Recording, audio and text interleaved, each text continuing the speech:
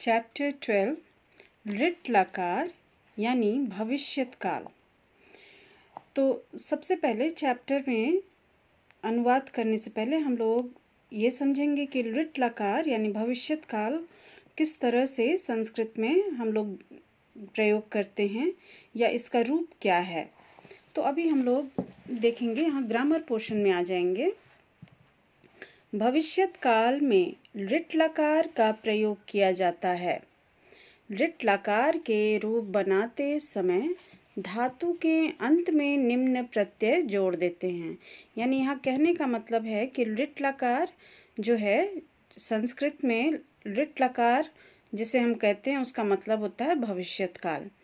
तो इसके रूप को जब हम लिखेंगे तो अंत में प्रत्यय को जोड़ दिया जाता है, और कौन सा प्रत्यय है तो उस रूप को अभी हम लोग देख लेंगे यहाँ पर। तो रूप में सबसे पहले पुरुष को लेते हैं, ये ऊपर से नीचे के क्रम में चलता है पुरुष, और वचन जो है उसी लाइन में एक सीध में एक वचन, द्विवचन और बहुवचन के रूप में चलता है। तो अभी हम लोग सबसे पहले इसके रूप को देख लेंगे। प्रथम पुरुष का रूप हो गया इष्यते, इष्यतः, इष्यन्ति। मध्यम पुरुष में इष्यसि, इष्यथः, इष्यत। उत्तम पुरुष में आ जाएगा इष्यामि, इष्यावः, इष्यामः। तो अब हम अगर इसमें धातु को जोड़ते हैं तो पठ धातु जैसे हम अगर लगा दिए तो पठिष्यति, पठ धातु के संग ई जुड़ गया यहाँ पर, यानी इकार की मात्रा में बदल गया और श्यति यहाँ पीछे लग गया।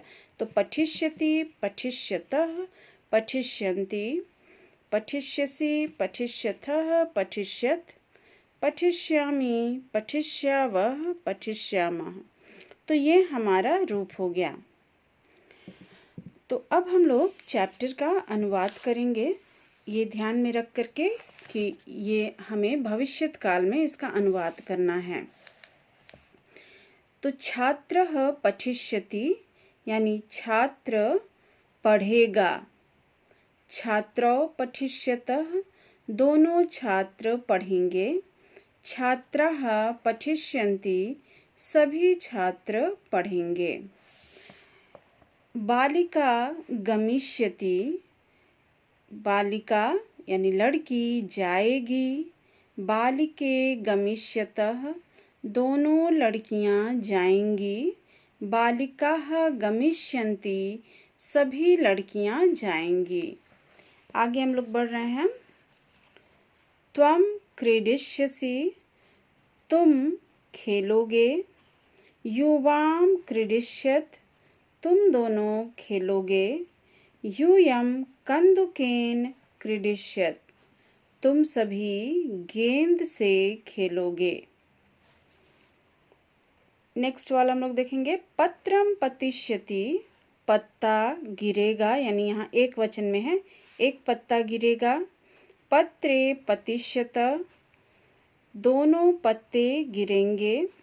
पत्राणि पतिष्यन्ति सभी पत्ते गिरेंगे।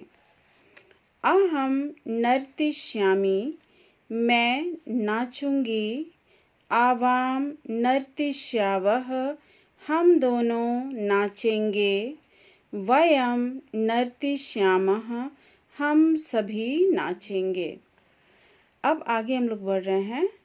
तो श्व रविवासरः भविष्यति, कल रविवार होगा। अहं श्वः प्रातः क्रीडाक्षेत्रं गमिष्यामि, मैं कल सवेरे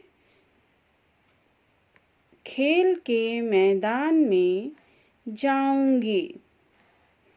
तत्र अहं मित्रैः सह क्रीडिष्यामि, वहाँ मैं मित्रों के साथ खेलूंगी या खेलूंगा।